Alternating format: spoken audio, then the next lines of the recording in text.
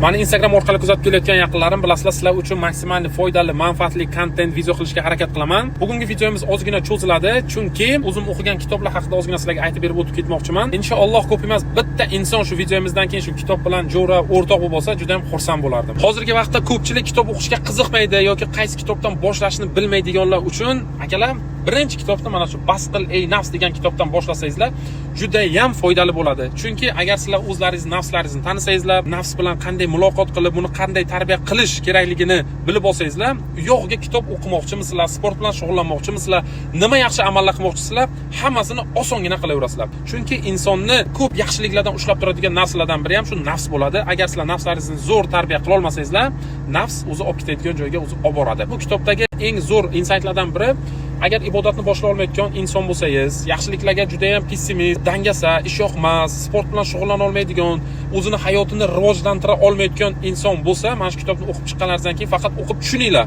nima haqida yozilgan.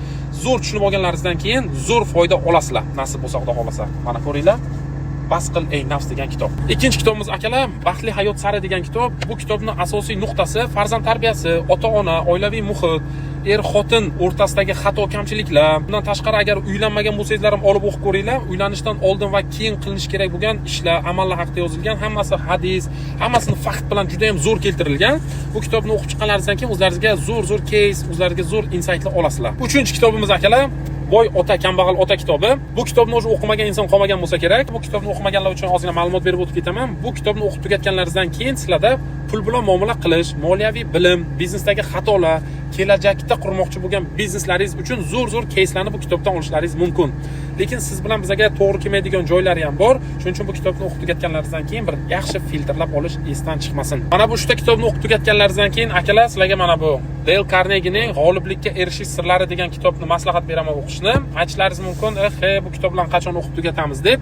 Akalar, men trakda ishlab turib, mana bu 3ta kitobni o'qib tugatdim. Bunisi kitobning o'zi 230-varag'iga keldim. Qilaman degan odam любой joyda o'ziga sharoit topib, o'qib, rivojlanib ketaveradi. Vaqtimizni bekor o'tkazmaylik, vaqtimizdan unumli foydalanaylik. Ertaga qarib qolganimizdan keyin, o'sha payt mana bu ishni qilmabman-da deb o'tirmaslik uchun hozirdan harakat qilish kerak.